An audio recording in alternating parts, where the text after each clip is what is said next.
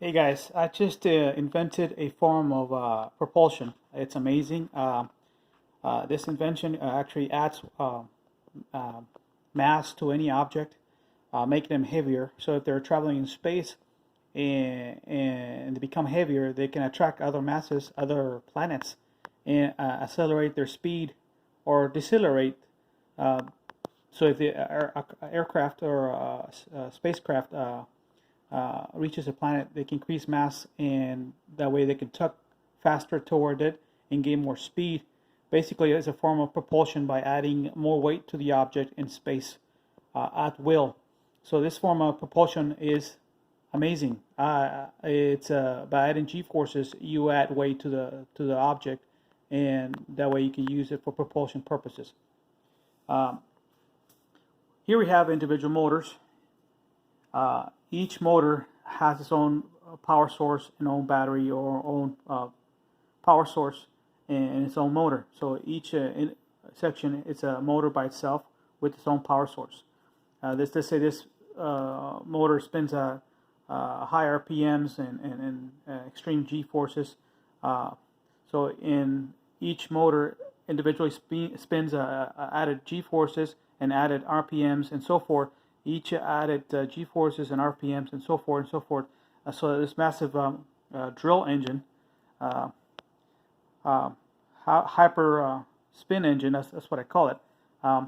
And basically, as it spins at higher RPMs, let's pretend this one's 2058 G forces, and therefore this one's 2058 G forces, and so on.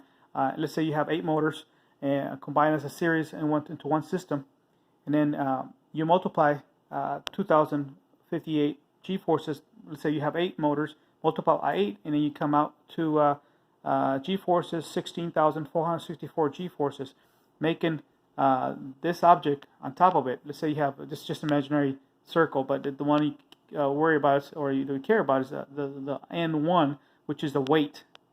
Let's say this is 1 ton, right? 1 ton object right here, mass object, 1 ton mass object, and you have this drill engine, which I called hyper spin engine. So this spins, and then this one spins faster, and this one spins faster, and this one spins faster.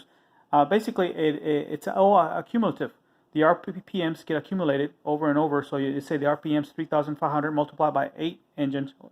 Then you get your RPMs 3,500 by 8 engines equals 28,000 RPMs. So it's all accumulative RPMs. Also, the G-forces gets accumulative. So if you got 2,858 G-forces in each motor, you accumulate, so it's 2,858 G-forces multiplied by 8 motors, and you get 16,464 G-forces.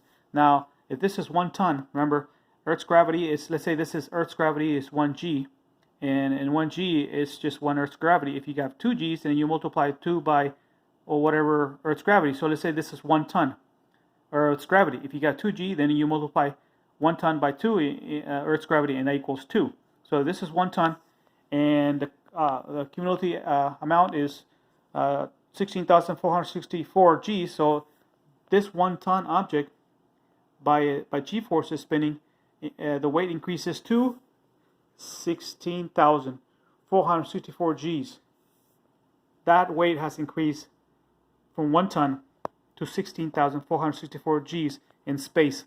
Now this object can increase weight dramatically and attract to near objects like planetary systems and gain speed. It's a form of propulsion, guys. This is amazing. This is this engine is for a lot of purposes. It adds weight to an object, making it heavier, and even taking it out course or taking it into course in space. And that includes the Earth as well. It could alter Earth's course in our solar system if this machine was able to be created in a massive scale. It could also alter Earth's course. It could create earthquakes. Also, I'm talking if it was created at a massive scale. But in space, this will be a propulsion system, because if it gets to a planet, immediately its weight is increased by a million times. Then the planet will get attracted to it like another object, and it will gain speed, and that way it could gain velocity in space as a form of propulsion.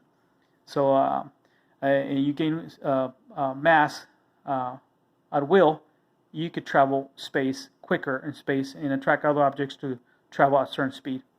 So that's a form of propulsion. This also could be for other technologies, including the fastest engine known to man, because each system is individually has its own motor and its own fuel system, power source. So it acts as a series, as a one unit, but it's several motors working together, making this motor the fastest engine known to man, as well as making the RPMs increase. Also increases, combined all together, also increases the G-forces in combination, in combining all these things into one massive, huge, massive object at will, making it heavier and therefore attracting other planetary systems by gravity pull, and therefore using that gravity pull for transportation, for propulsion systems in spacecrafts.